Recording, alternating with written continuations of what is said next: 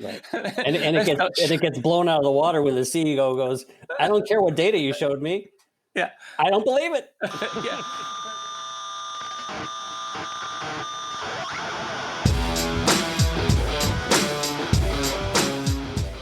Hello and welcome to episode 44 of Rockstar CMO FM. The M is for marketing, the F is for, well, you decide. As you're probably wondering, does the world need another effing marketing podcast?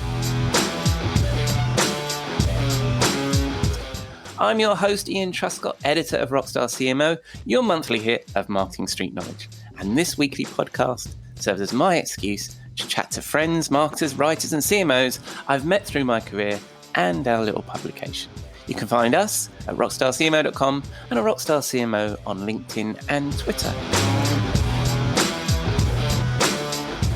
This episode was recorded on Friday the 8th of January. If you missed last week's show, Happy New Year. Well, 2021 seems to have started exactly where 2020 left off, so I hope you've had a good week, that you are well, keeping safe and staying as sane as you feel you need to be. We have a packed set list this week. Rockstar marketing advisor Jeff Clark joins me to discuss whether a marketing topic, trend or technique is a one-hit wonder or Wonderwall.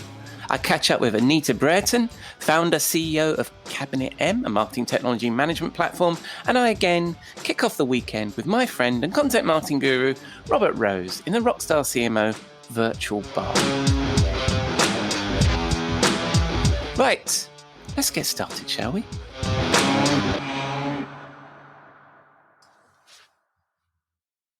Marketers love to be down with the cool kids, dancing to the very latest sound, but will that tune stand the test of time?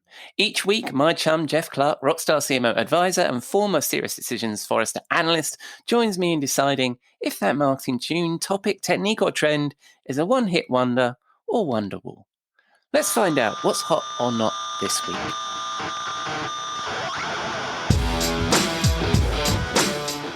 Welcome, Jeff, back to Rockstar CMO FM for our regular one-hit wonder or Wonderwall piece, our new series that we're going to do. So last week, you had a little fish around in the swimming pool and you suggested we have a chat about agile marketing, and I completely lost out on that one because I'd thrown it in the swimming pool. And you convinced me the way, and we decided it was a Wonderwall rather than a one-hit wonder. So I thought this week I'd have another grub around or splash around in the swimming pool and pull out one of the things we've thrown in there and see what you think of that one. So I don't know if you remember somebody we both know well, Grant Johnson, was on the show, CMO. Yes. Really, really nice interview. I think he's at Embers now. Mm-hmm. And really enjoyed that conversation. One of the things what he nominated to throw into the swimming pool was attribution, which was fascinating for me because it's kind of the watchword of marketing. It's what we sort of all crave and we all chase after. From your experience over the last couple of years working with clients, what's your view of attribution? Great question, and it's a good thing to fish out. And at the end, we can decide whether we throw it back or not. But what was interesting because I listened again to the talk you had with Grant, and he talked about a project that I was intimately familiar with because my marketing ops team and the guy who ran our data warehouse were basically doing the work of saying we've got a couple big deals and we're gonna look at who interacted with the people that were in the opportunity first and blah blah blah, and then say marketing helped drive this. Yeah, and the CEO didn't buy it because he said, well, I talked to the decision maker or somebody critical to it 3 years ago. And then you get into on the golf course or whatever. The CEO didn't play golf, so somewhere else. But anyway, it gets into this battle of so attribution. What does that really mean? What are the questions we're trying to answer? And then you get into the how do you do it and the technology. And the thing is that the promise of marketing attribution, was really it's been marketed by companies that I don't know, 5-6 years ago, I mean, they started developing these tools that could track all of the interactions, certainly anything that was in your marketing automation, your web platforms, your CRM system, kind of pull it all together and say, look, marketing touched this first, blah, blah, blah. And it's, so, I mean, there's a lot of promise there, but one of the things you got to step back and ask, what is the question you're trying to answer? And what the interesting thing about, actually, if you go to the ideal of marketing attribution, it's basically looking at a fairly linear process. Marketing touches things, turns it over to sales or BDR. They touch things, they move it to sales, blah, blah, blah. And then there's things marketing doesn't touch that just goes right through the sales process. And so if you have a very certain kind of businesses that are like primarily focused on, net new clients, where everybody's out prospecting and taking people through that linear process, then that can work. But then you get into the situation that we had that Grant referred to. You've got target account model. You've got one rep who's assigned to one account, like in the particular account, I can't mention names, happen to be in the UK, but the one rep assigned to that one account, and the CEO is intimately involved with everything that has to do with this account because it's a big name. So it's like, the sales guys and a lot of other people at the organization are all over this account. And yes, the marketing had an impact because people download stuff from the website, went to events, blah, blah, blah, blah, blah, blah, blah. But so are we really trying to answer, do we attribute the deal to marketing or sales? Or are we really trying to say, what's the journey? What's the typical journey that any of our customers are on? If we've got customers that are tightly managed, where we're trying to, get big deals, it's not really, nobody should be saying sales did it, marketing did it. It's like, it's a joint process and you're both contributing. And it's actually great to diagram what that journey looks like. And now there's tools. So back, when we did this, we were pulling data out of a data warehouse and putting things on a whiteboard. And so it was very manual as opposed to today. Now there are tools that help diagram, journey orchestration and analysis tools. More used in B2C than B2B, but they're starting to migrate their way into B2B. And so now you can do these things where you can really look and see what the journey is, and basically answer the question: how do you land the deals, marketing, sales together, services, whoever else is involved in it, and forget the who gets the attribution. And I think Grant's point was, I want to look at marketing contribution. What did we do to drive the business, as opposed to, I drove X amount in pipeline, sales drove Y amount in pipeline, all adds up to 100%. All right. So, but then the counter argument to this, I suppose, is, like you say, Grant's replacement for attribution was contribution, which was a great soundbite at the very, very least. How do you then, because I think from an attribution perspective, we're looking at budgets and we're looking at what's working and what isn't working, and ultimately, what is creating revenue. So what's your alternate model for how we demonstrate the value of marketing through the funnel to the final sale? Yeah, well, I think that again, I don't think there's a one size fits all answer, because I think if you do think about, like, if I go back to the differentiation between a company that's driving primarily net new business versus a company that's got account-based marketing and sales, tightly managed accounts, and then there's a lot of middle ground, and in fact, when you're setting goals and you're trying to track this stuff, if in one company, and if you've got multiple different models, you should be thinking about, what's my funnel model for each of those different marketing and sales methods, as opposed to doing a kind of a one size fits all. And so again, step back and ask the question, what are we trying to answer for? So if we're trying to answer sort of contribution in a complex sales process, and we want to make sure that our particular tactics are doing their job in that process, then taking a more complex view of, what's marketing's involvement in the touches, the percentage of touches for particular deals as they go through the process. Are we populating the opportunity with the contacts we need to make the final sale? So who did sales contact? Who did marketing contact? Whose services contact? So that's, one way of analyzing marketing contribution. If you're into more of a simpler model where we're just trying to say, marketing touched all of these leads that eventually made their way down the a pipeline in a net new situation, then you can look at kind of, either first touch or last touch attribution in a very simple way of just saying who generated this business. And then there's kind of, probably variations in between that, but I think those are two very different ways of trying to answer that contribution question. I see. Yeah, I see what you mean. It's depending what you're attributing, right? So if you're attributing properly, you're really attributing contribution, if you see what I mean.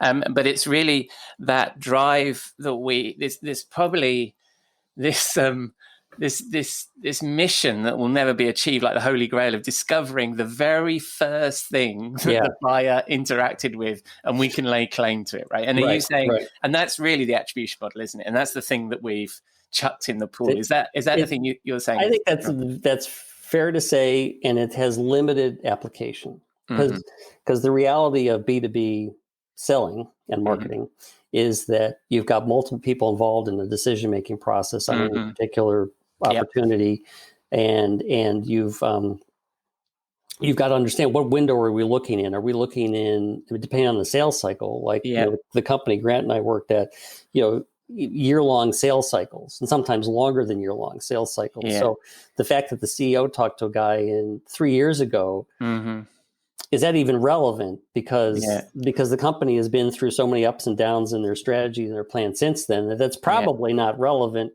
And it wouldn't be relevant for marketing to say, well, the guy went to a trade show that we ran 3 years ago. So you've got to decide what the window is, what the questions you're trying to ask. And I think from a marketing perspective, because marketing really wants to understand what's effective and what's not effective. Rather than getting involved in a battle over who brought what deal in or something like that, you really should be saying, is my overall campaign strategy effective? Is my are the particular tactical components within that, are they effective? And those really should be saying, again, going back to if we paint the picture of the journey and say the typical customer is they're going to hit our website, they're going to go to events, they're going to talk to salespeople, they're going to talk to pre-sales people. Can we actually see that our tactics engage those people and those opportunities and help to populate the context and the opportunities so that we know we have a high chance of success? And I also think it's I was listening to Seth Godin just a little while ago, just out on my walk, and he was talking about the fact that at one point Mercedes-Benz were spending $1,000 on advertising for every car they sold, but they couldn't actually just go out into the street and give people $1,000 and be guaranteed a Mercedes sale, right? Because that's not how we work. And that seems to be that, if you take the attribution thing all the way, it's like, well, then if we could figure out what that holy grail of what actually turned the client on in the first place, we'll just do that. We can just do more of that. But of course, our brands come into somebody's consciousness through, they don't even know how it came. I bet if you asked that guy back in the day when you worked with Grant, and you asked one of the customers, where did you hear from us from? They probably couldn't remember. And if they could, they'd probably be wrong about it. It'd be the first time they interacted, whereas the brand had come into consciousness. And what is it that, so they came over to the trade stand, but what is it that actually got them to come over to the trade stand? How early on do we need to think? And also, have you captured it? So the guy from the account may have had a conversation with the head of professional services at a show, and we didn't capture it. We don't know about it. So that wasn't a tick in our box, and so therefore is everything else you've measured. Can you do like all these different attribution models of equal weighting and U-shaped weighting? It's like it's assuming you've captured everything accurately. Which is not Yeah, but that plays to our obsession as marketers, our data obsession. Well, really what it is it's playing to our insecurity of wanting to prove ourselves to sales, right? So, right. And it gets blown out of the water when the CEO goes, I don't care what data you showed me. Yeah, I don't believe it. Yeah, but the thing I was thinking about there is it's really about what we then do, don't we? When we say, well, then the professional service person that was on the stand who didn't fill in the lead sheet, so therefore we didn't capture that. Therefore, we need to be more rigorous in our data capture. And I think what we're saying is, no. You need a certain level of trust that the trade show was working, and it played into that. And you have to be comfortable with not knowing. Yes. Yeah.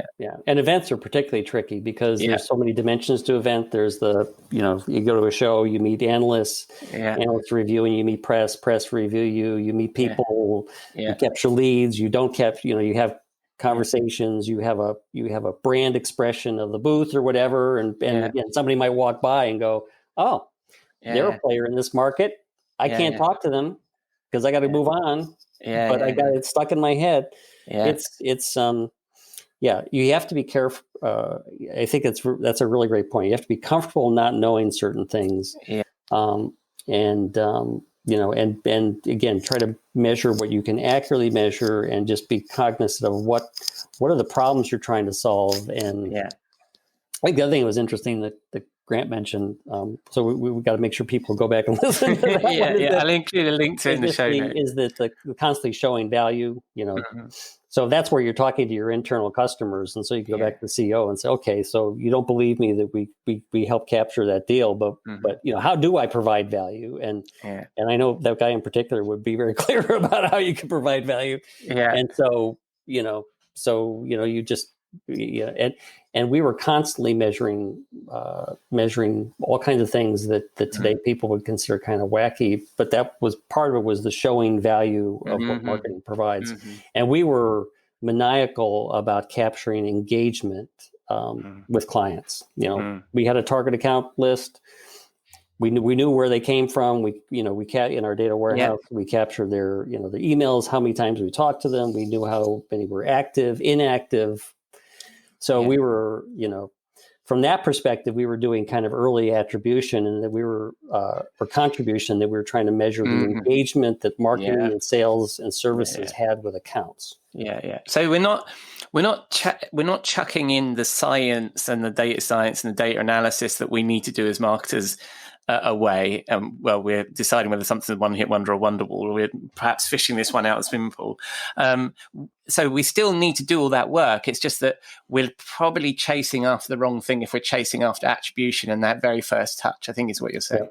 And you can't be, because the other thing I've remembered in talking to clients over years is that, they would purchase a tool that does marketing attribution under the dream. And they wouldn't be satisfied either because they didn't have their data cleaned up. So they weren't actually able to get the models to work right, or they weren't answering the right questions, or they were dealing with an audience that wouldn't believe them if they did have it accurate to begin with. There's all of the non-quantifiable things that get in the way, and then they just throw up their arms, and they may move to a different tool and think that's going to solve it, and then that doesn't solve it, and it's. Well, also what it drives is a lot of attention in marketing to the bottom of the funnel rather than to the very top. And I read a piece in Marketing Week today that was talking about how we need to think about long-term investments as marketers, as B2B marketers, and we need to think about that top of funnel and right up there where it's very foggy and cloudy, isn't it, about what's working.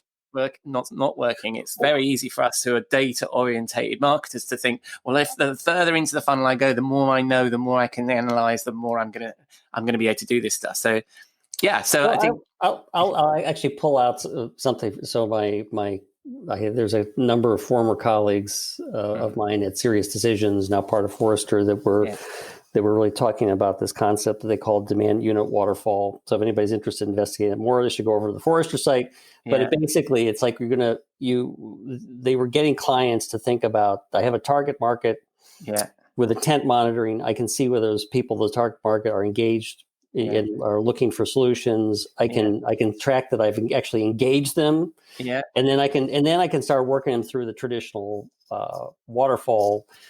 But basically, there are tools now which let me understand how the top of the waterfall is working for me. And some clients were even marketing would create opportunities based on a plan. We got so many target accounts, so many buying centers within the accounts. We're just creating opportunities. And now we're going to populate as soon as we see signals and we engage them, we're going to populate them and score them.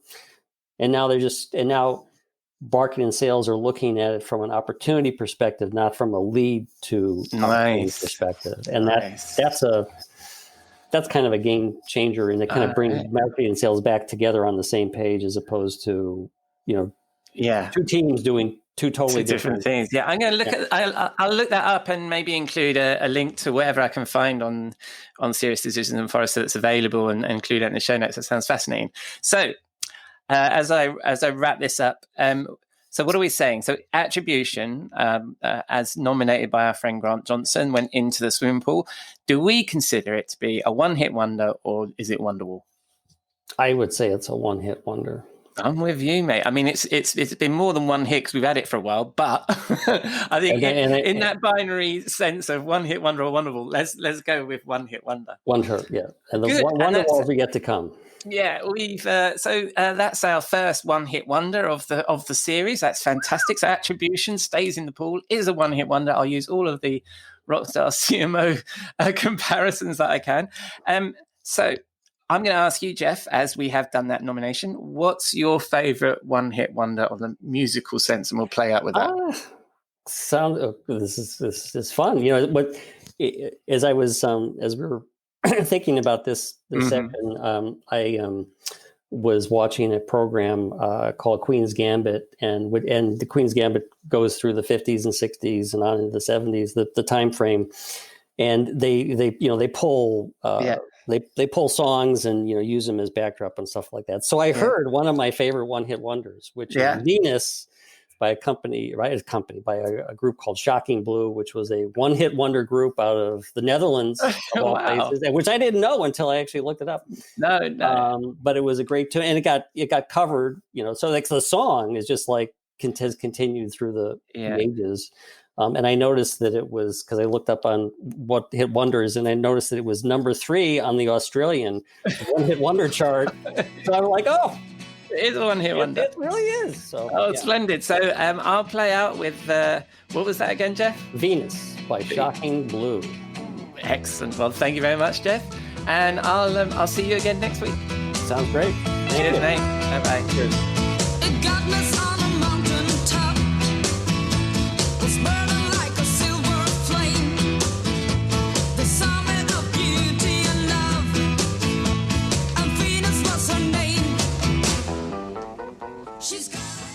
Maybe you're more familiar with the Bananarama version, but that was Venus by Shocking Blue from 1969. I feel like a proper DJ now. Anyway, there you go. Attribution, a one-hit wonder. Do you agree? Seek us out on Twitter or on LinkedIn at Rockstar CMO and let us know what you think.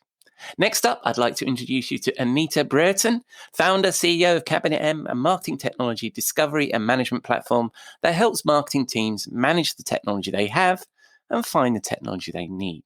As you'll hear, Anita has had a fascinating career, is a long-time tech startup marketer working with companies from the early stage to IPO and acquisition. She co-led Boston Golden Seeds, an angel investment group that invest in women-led businesses, and she continues to be an active member of the Boston startup ecosystem. I've had the pleasure of spending time with Anita, virtually, of course, this last year, and I hope you enjoy this conversation.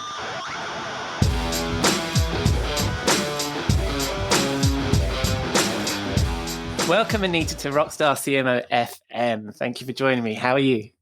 I'm great. It's great to be here today. Thank you very much. And so, I've given a little intro before we started the interview, but tell us a bit about yourself and what is it you do right now? So right now, I'm the founder and CEO of CabinetM, which is a platform to help organizations manage all of that technology that they've built and bought to acquire and engage customers. Mm-hmm. And we've known each other for a little while through CabinetM. It's really interesting. So exactly what is CabinetM? It's a way of tracking what marketing technology that you have? Yes. So in CabinetM, it starts with our marketing stack configurator, which is a drag and drop configurator. You can put all of the products that you're using in a stack format any way that you choose. It's fully customized. You can map integrations. You can track your contracts. You can create stacks to map your evolution. You can look at a stack map. It's everything that you need to kind of manage the full life cycle of the technology that you're using. That's really interesting. And I think that'll be of interest to our listeners, because we're always talking about marketing technology on here. So that's a bit about CabinetM, and we'll come back to some of the things that you're working on right now. But you've had a pretty good career in marketing in general yourself, Anita. So I thought I'd ask you a little bit about that. And I ask all of our guests, what inspired you to get into marketing in the first place? Okay, so this is a really embarrassing answer. It's a really pragmatic answer. So my first job out of university was working in a high-tech company. I was hired into the engineering department as a program manager. And so I did that for a few years. And then I realized that because I wasn't an engineer, there was a limit to how far I could go in the company. And I happened to have a great relationship with the president of the company. And he asked me one day, he's like, well, what do you want to do? And I said, I think marketing. And he said, you don't know anything about marketing. I'm like, no, but I can learn. And three weeks later, I was in marketing. So, as it turned out, it was a great fit for me. And I had a lot of great mentors along the way. But yeah, it was not one of those inspired career choices. It was a really pragmatic one. But you seem to have stuck with it. I mean, when was that? Was that when you were at General Datacom, or was that? It was, it was at General Datacom, and I had a lot of great opportunities, and some that stand out was I had an opportunity to move to Australia, and so I was going to leave General Datacom, and on the day I was getting on the plane, the chairman of the board called me and he said, "Hey, we don't have anybody doing marketing in the Asia Pacific. Do you want that job?" And so they gave me free reign for 7 years to run around Asia Pac and kind of figure out international marketing. So that was great.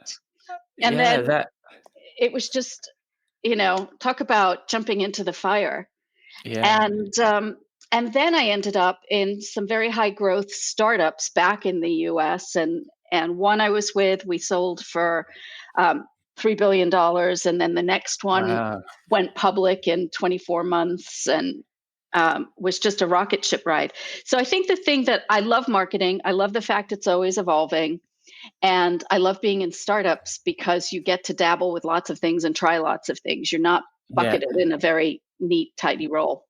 Yeah, no, that's really good. And then you rose up through the greasy pole, as we would call it in the UK, and you're a VP of corporate marketing.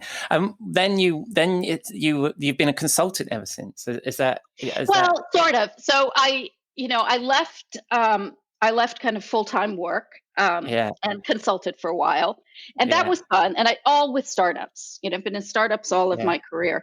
And that was fun. But then I decided I wanted to do something different. So I took a little left turn and became an angel investor, and ultimately ran an angel group with my current co-founder.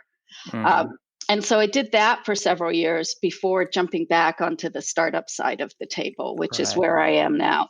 Yeah, no, it's a really, really interesting career, and hopefully something people can learn from, some inspiration. And it's funny how many of the people I talk to are accidental marketers. They either came from technology or they came from somewhere else and then found themselves in marketing. But you've seemed to have made a success of it, so that's excellent. So returning back to CabinetM, you just started a new thing called LibraryM. Which I think is a fantastic name based on the CabinetM. So tell us about LibraryM and the new website that you just created. Okay, so you're breaking up a bit, but I think you said tell us about LibraryM. Is that what you said? Yes. So LibraryM is CabinetM's new initiative, and you know it well because you've been helping and guiding us with this. But the premise of LibraryM is to to have a space where marketing tech professionals, marketing ops professionals can go to find all the information, data, and resources they need. Mm-hmm. And it came about because over the last 9 months, we realized that our customers were really struggling with time management. Now they were working from home, managing teams remotely, dealing with childcare and homeschooling and all of that stuff. And so they were increasingly reaching out to us for help to do kind of the basic research work that they would normally kind of do in their off time. And, can you help us find data on this? Can you help us find data on that? So the inspiration was, why don't we make it easy for everybody to find data around marketing technology, so that when they have to justify buying a new piece of technology or a part of their budget, they have a place to go to find the information that they need. Right, and you've got a number of different resources available on that website. You've got all the way from white papers that people can read to consultants that people should talk to. I mean, it's quite the hub of the community. I mean, it's been quite a thing for you to build, isn't it? It has, and I always remember, Ian, you saying to me when we were building it, "How are you going to keep this thing up to date?" And we're finding it takes a village, but it's also kind of a fun rabbit hole. I spend part of my day looking for things, and it's fascinating how you find one thing and it leads to another, and there is so many great people out there producing great content for this community and starting communities. It's really mind-blowing how collaborative this industry is. Yeah, and marketing technology. I mean, I guess no conversation about marketing technology can be complete without reference to Scott Brinker's 8,000 MarTech vendors. I think we're legally obliged to mention Scott whenever anybody mentions MarTech, but it's a huge space, and like you say, there's a massive amount of content around it. So what you're bringing together there with LibraryM are all these different resources that people can come to and discern through that. Yeah, so think of us as a portal into the world of marketing technology. So, for example, we have a link to that landscape that Scott created. But we also have links to other landscapes that have been created around the world.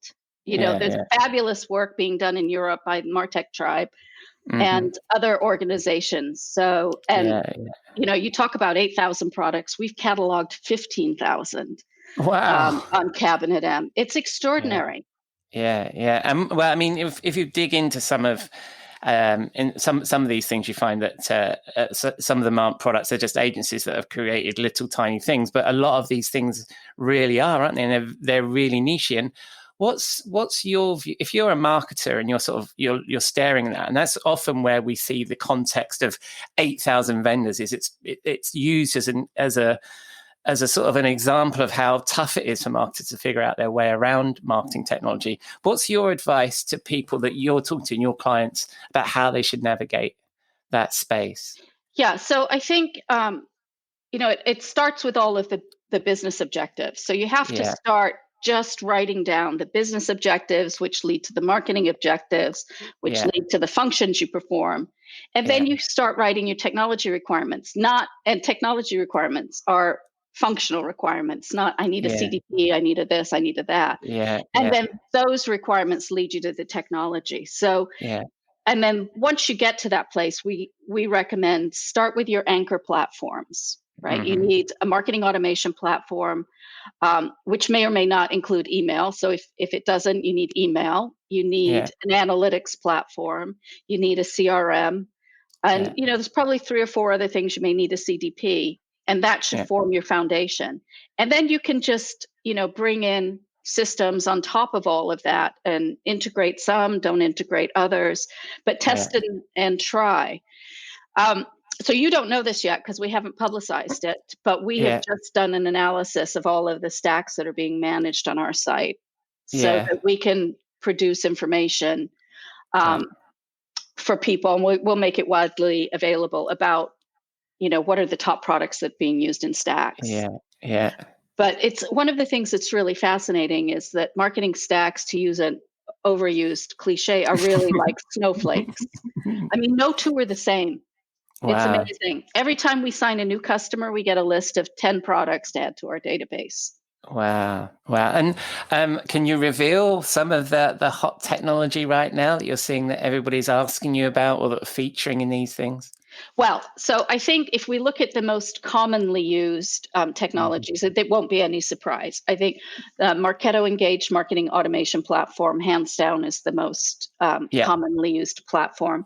For smaller businesses, it tends to be HubSpot. If you're using an independent email system, more likely than not, it's going to be MailChimp. Google Analytics is in every single stack, as are all of the social networks. I think the things that are interesting as I look forward and start to see some of the trends, I think that some of the key trends are starting to see a lot around headless CMS.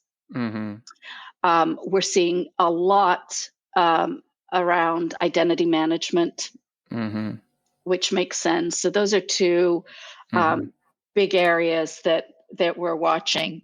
And just on headless, I think that's interesting because I've been in the CMS industry for ages, and I have a particular point of view on some of these things. But are you seeing that as a trend in that people are actually purchasing it and understanding the requirement, or a trend in that people are hearing the buzz and then asking you, what the hell is this headless CMS thing? The second, the latter. Right. Yeah, definitely the latter. But we're also seeing, that category of products really grow. So people are jumping into that space. But I would say, we're very early days on that. But that is versus the identity management, which, we're seeing those tools being added to stacks. We're seeing product announcements around that. That's a here and now thing. Yeah. And is there anything that you get surprised by in terms of gaps? Like you're very surprised that somebody doesn't have a certain thing, or that you're not being asked about something that you think that people should pay more attention to? I think I'm less surprised about gaps than I am about how few companies actually have their arms around their stacks. Okay. And, now you have Gartner's reporting that 60% of companies are saying they're going to have to reduce their MarTech budget. Well, the easiest way to do that is to get your arm around it, because I guarantee you will find duplicate products, duplicate contracts, and duplicate functionality. So I'm really amazed in this day and age, continue to be amazed. How many companies don't. And then the other thing that continues to amaze me is how much internally developed marketing technology companies have. Really? Yeah. It is not unusual to see 50% of the tech stack being something that's been developed in-house. Wow. That always surprises me when people think they can build marketing technology better than the vendors. I know. So we got this enormous landscape, and people are still building it themselves. Yeah. Well, they've probably got unique requirements, their industry, blah, blah, blah. We've heard it all before. That's a great note to leave it on. And I will, of course, include leave this part of the discussion anyway. I will include links to LibraryM and CabinetM in the show notes. But I do have a final question for you that I ask all of my guests. So we have a regular feature on Rockstar CMO called The Swimming Pool, which is our portal to hell, where we chuck all the snake oil, BS, and overhyped trends that plague our industry we love. What would you throw into the Rockstar CMO swimming pool? Okay, I'm going to give you two answers. Splendid. Yeah, I need two. So the first is artificial intelligence. Wow. Because, as marketers, we are like magpies, the shiny thing. We all have to chase the shiny thing. And I think, artificial intelligence has great promise for marketing technology. But what's happened, as frequently happens, is that all of a sudden, it's a hot topic, so we're going to stick it as a bullet on every marketing tech product. Yeah. And so then you end up confusing the market, right? Yeah.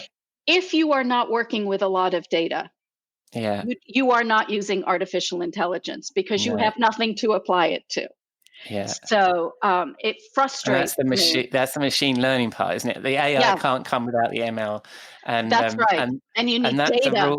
And that thing you've got there, that's a rules engine. That's not artificial intelligence. Yeah, exactly. Yeah, well, that's the other piece, right? The machine learning being named artificial intelligence. But even with machine learning, if you don't have a big data set, absolutely, you don't need machine learning.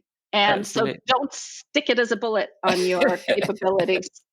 I remember one of the last live MarTech conferences, I think every exhibitor had an AI bullet. And I said to Scott, to Scott Brinker, okay, why don't we go around and take note of how many of them have artificial intelligence on their bullets and how many of them actually have it. Yeah. I think that's a cloud in itself, isn't it? It is.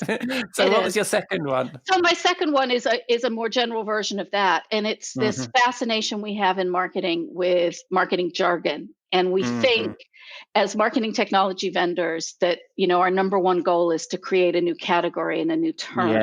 Right. Yeah. So the most recent examples, ABM managed to confuse the whole world. Yeah. Because account-based marketing, isn't that what we've been doing forever?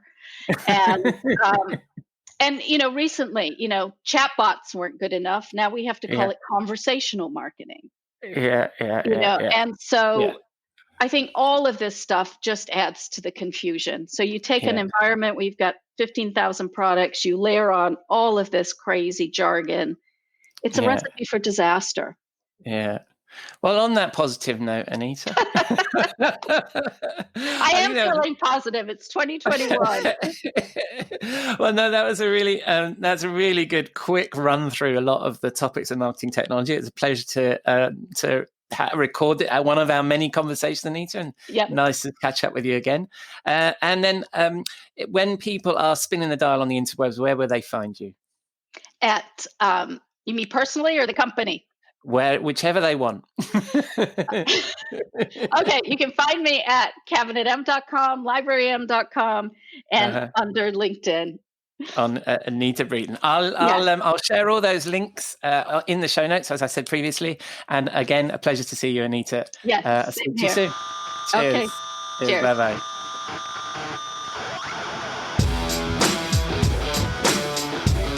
Thank you, Anita.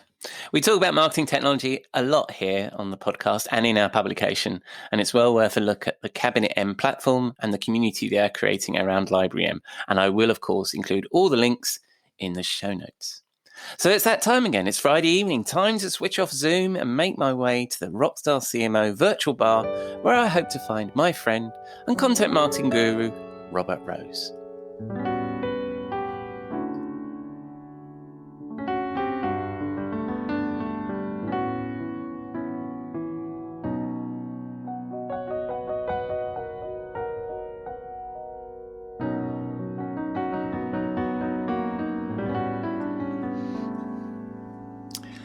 Good evening, Robert. What are you drinking?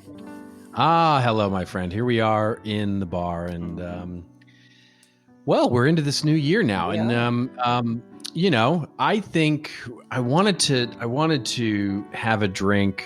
It's chilly, but I wanted something that reminded me a bit of really nice spring weather. And so I'm calling this cocktail the Ginger Cures What Ails Ya. Oh. It's, and here's the thing. There is ginger ale here because, quite frankly, I can't be bothered to go get fresh ginger. And so ginger ale will do in a pinch. And so it's a bit of ginger ale. Honestly, Robert, I can't believe you're compromising on ingredients on this show. I am nothing but a realist. I am a realist in the sense of the word. So we have ginger ale, a squeeze of lime, and then basically, whatever's left in the glass is tequila.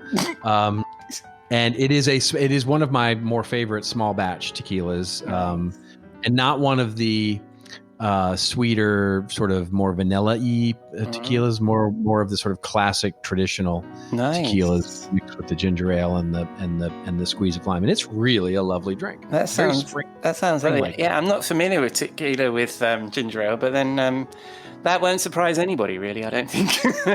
So, I'm not familiar with very much. So I'm going to try and make that with my desktop bar.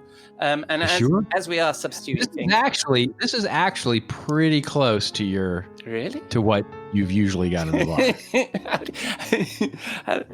You seem to know me very well, Robert. I'm gonna kick this little one off then with I'm gonna use some Hendrick's gin. And I don't know why I'm reading the label. That will substitute for your tequila. Yeah, there you go. So I'm going to add a little bit of Hendrick's gin to replace the tequila. Let's give that. You know what? I've forgotten. Did you put ice in yours?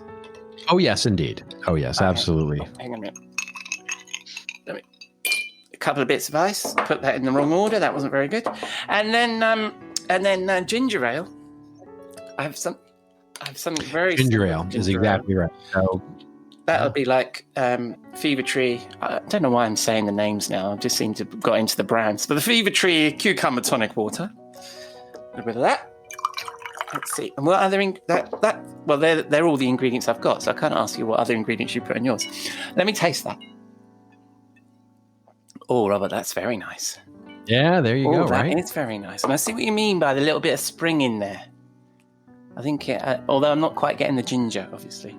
Yeah, well, that'll happen when you use tonic. Yeah, that's absolutely delicious. And what are we calling that? We're calling the ginger cures what ails you. I think that would cure what ails you, although I'm not sure about the ginger. Very nice. Thank you very much.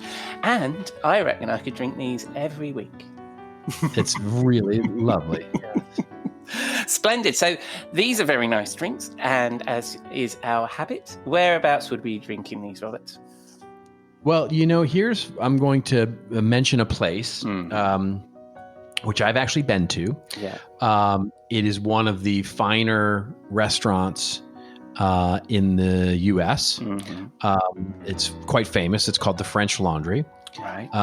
And it is a wonderful, wonderful restaurant. It takes forever to get into these places. It's in San Francisco. Nice. And so I think we are having a lovely sun filled, warm winter, because it is winter after all, day in San Francisco, which would be rare, I would tell you. Yes. And we are having lunch at the French Laundry is where we are. That sounds really nice. I'm unfamiliar with the French Laundry, which, judging by how classy I make my drinks, it probably doesn't surprise you. And it is one of the top-rated Michelin restaurants in the world. Very nice. I haven't even been to a bottom-rated Michelin restaurant. That sounds very nice. I was going to make a London joke there, but I shall not, because London has the culinary expectations of London have risen in years. Whenever I've been to San Francisco, though, it's been quite dull. So a sunny day in San Francisco with me in a Michelin star restaurant sounds absolutely that is a surprise. So so we're having this rather lovely lunch. What does conversation turn to this week, Mr. Rhodes? Well, it's a new year, and so there are lots of new strategies being formed. And I think the number one question that I continually and still get asked about content marketing is, when my management team doesn't see the value in it, how do you convince them that this is something we should do? Yeah.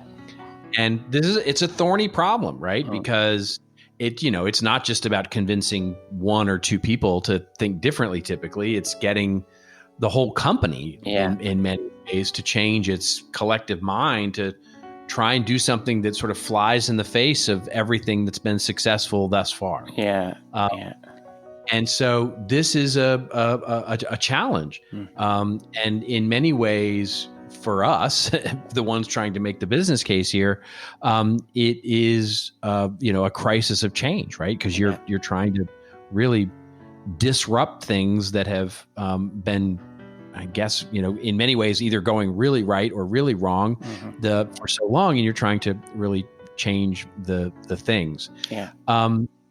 And so the key challenge I see in many cases in making this case to the multiple people we have to make it is in this we're doing something wrong perspective. In other words, we inevitably want to make a case of saying, hey, this is where we're doing things wrong and losing momentum, or we've broken this, or this is not right.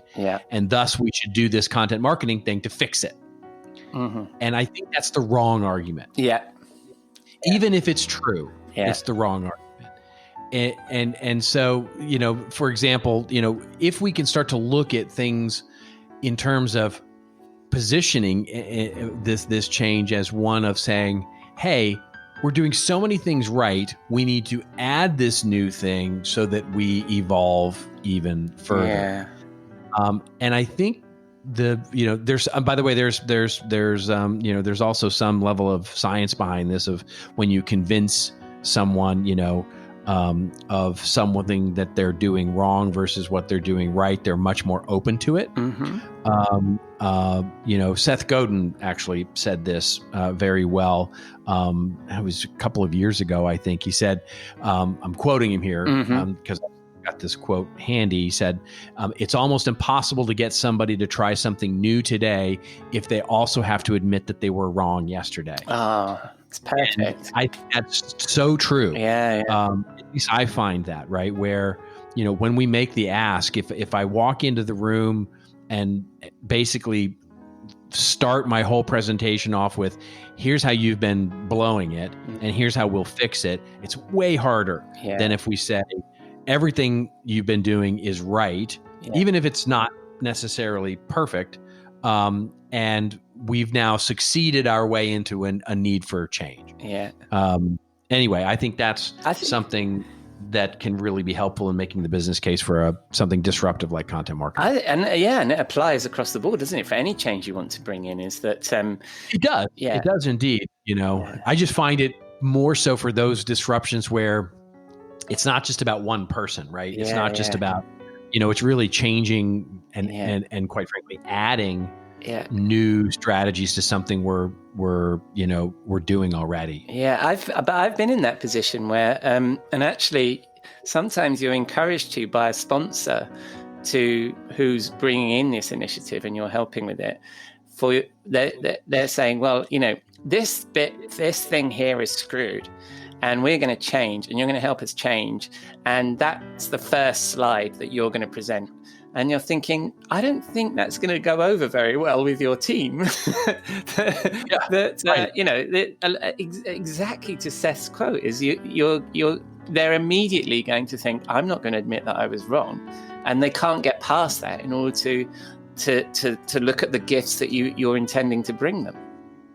Yeah, I think that's incredibly accurate, and it's. It is that sort of idea. My colleague Kathy McNitus, she says, yay, change, said nobody ever. And we all want to change, but nobody likes to change. And so what we see is that it's really good if it doesn't involve us. And so it is really important in many ways to position things as new ways of doing things instead of different ways of doing things. No, I like that. And how, but then again, with content marketing though, it is a different way of thinking and working. You are going to need to indicate there is some change. So are you saying that you take the traditional marketing metrics and things that people have been doing, and then demonstrates them how content marketing will actually sort of move the needle on those things that are already working on? Yeah. I mean, look, there's typically two ways to go about the argument specifically for content marketing. One is an efficiency play and the other is an effectiveness play, right? The efficiency play is usually the easiest place to make the argument. Yeah. Because what you can say is all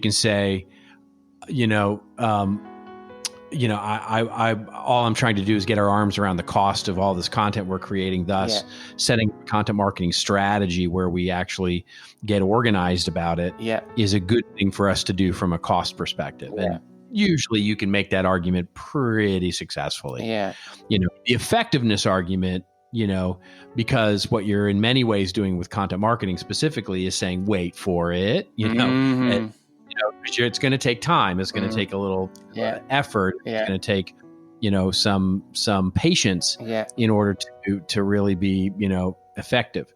So and I think, and we've talked about this before, haven't we? I can't remember whether we've recorded this conversation or whether it was this conversation we had. Is that making that transition from the hamster wheel of running along to taking a more strategic approach with content marketing, you've still got to do those day-to-day things. And so we've still got to keep people engaged in doing that while we switch to this more strategic way of looking at content. Yeah. It's it's having the ability, and this is why I think, by the way, one of my main predictions for for businesses this year was the sort of crossover skill set demand that's going to come from businesses to say it's not good enough just to be a content marketer any longer. You're also going to have to focus on the structure of content, the efficiency of it, how it's managed as an asset in the business. Yeah. Because, truly the business managers that will handle content as a strategy, as a functional strategy, we'll need both of those skill sets. To show both that it's, hey, we can create great stories, but we can do so efficiently as well. And it's like any shiny new thing, isn't it? Although it's not really. I guess describing content marketing as shiny new thing isn't great when I've got your original book on my desk that was written quite some time ago. But nonetheless, whenever you're introducing something in there, often people get consumed by the practice rather than those business goals that you're trying to execute against. And that's the context in which you've got to put the change, right? Yeah. Because we don't often focus there, right? What happens in so many cases with content marketing strategy anyway is that it's usually pressed down instead of pressed up. Yeah. In other words, we make the case for it, and then somebody goes, great, go do that. And then basically says, okay, well, how do we use traditional marketing metrics to measure it? Yeah. Okay, that'll be our goal. Well, wait a minute, that doesn't work. Yeah. Okay, well, then let's measure it on output, right? Yeah. In other words, how much content can we produce? Yeah. Because that's an easy thing to measure. Yeah. It's an easy thing to measure how much we're producing. Yeah. And then we start saying, okay, great, now that we're producing this, what we're doing is we're measuring ourselves against how much it would cost us to do this same activity via an agency. And nobody goes, well, but that doesn't measure the effectiveness of the effort. Absolutely. It just measures the effectiveness of how good we're doing the effort versus an agency is doing the effort. Yeah. But that's, that is a change. And that's the interesting thing about marketing right now, isn't it? About what we're measuring. How do we measure how relevant we are, how much we're resonating with people? And it's so much easier to measure output, web hits, cost, because traditionally those things have been the easy thing to measure, right? I'm sure we've talked about that before. Yes. Oh, yeah. We've talked about that a number of times, but it's the critical factor there is measuring what it is that we're measuring our progress toward a goal, and getting back to your good thought about the goals there, instead of simply the outputs of what it is we do, whether that be visits or hits or downloads or whatever. Ultimately, it was funny, one of the things that I talked a little bit about in a presentation recently was how much of let's forget content marketing for a moment, but let's just think about marketing and how much of it is unrealized value. In other words, the CFO, the way we as marketers typically will value marketing is we'll go, well, we've produced this marketing qualified lead and these sales qualified leads and these, people who downloaded a white paper, and look, we created thousands of them. Yes. And 1%, maybe 5%, maybe 8 or 9%, if we're like killing it, actually turned into customers. Right. And then you go, and so you go, but you should value me based on the other 90% of what I did. Yeah. And the CFO looks at it and goes, no, we measure you based on revenue, right? We measure you based on how much revenue you created. Yeah. Both of those are wrong, right? Only measuring marketing based on revenue is wrong, but also measuring, by simply saying, look, they could have been customers, they should have been if sales had just done their job, but of course, both of those are mistaken, because we need to figure out how to value and set up goals for marketing that monetize that 90% who will never become a customer, but still engage with our content. There's lots of things we can do with them to help them become currency for the business, but we don't set the strategy up that way. We set it up based on, what our classic lenses show us. And unfortunately, that's, drawing a straight line to revenue. And if we can't do that, then all of a sudden it's not terribly valuable. Yeah, no, absolutely. And it's a perfect thought of how, that was quite a long reaching conversation, wasn't it? Where we came from to where we got to. That's perfect. We're nothing if not drifting, my friend. So, where are you sharing these thoughts? You're sharing these thoughts on your blog? Oh, good Lord. Yes, I'm sharing these. I'm busking down in the San Francisco subways near the French Laundry. I'm out there on a soapbox evangelizing the efficacy of content and branded content. No, I'm sharing these on our website, which of course is contentadvisory.net, and then of course on occasion through social media, LinkedIn and Twitter primarily. Yeah, and also, maybe I don't think people are supposed to advertise other podcasts on their own podcast, but your podcast is moving on in 21. It is indeed. Thank you for asking. Yes, we're excited to be back weekly and back doing what Joe and I love to do. It's This Old Marketing. We've expanded our remit just a little bit to talk about media and marketing. So, because we think those two ideas are converging, not the least of which is just the topic of our conversation.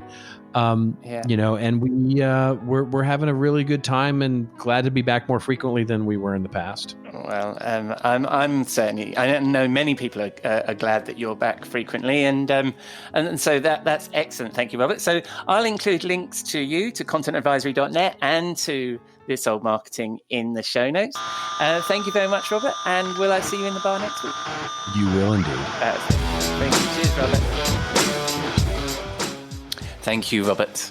A very relevant topic for this time of year, I think. I know in my day job, we're looking at measuring how this new year will pan out. I will, of course, include links to the Content Advisory and his socials in the show notes. So that's a wrap on episode 44 of the Rockstar CMO Effing Marketing Podcast. Thanks again to Jeff, Anita and Robert, but most of all, thank you for dropping a dime into your podcasting jukebox, selecting our track and jiving along with us. I hope you enjoyed the show.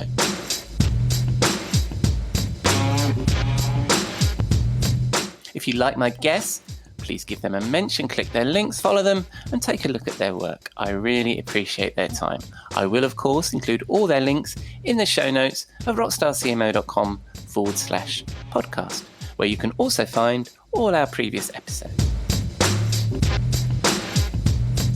So, does the world need another effing marketing podcast? I would love to know what you think. Drop us some feedback, a review, subscribe, share, or just keep listening.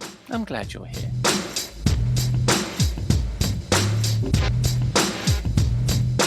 Next week, Jeff and I will discuss yet another one-hit wonder or Wonderwall. Business coach Caroline Kay will be returning to the podcast to discuss her new podcast, and I'll no doubt find Robert in our virtual bar. But until then, I've been your host, Ian Truscott, founding editor of RockstarCMO.com, and I hope you'll join us again next week here at Rockstar CMO FM.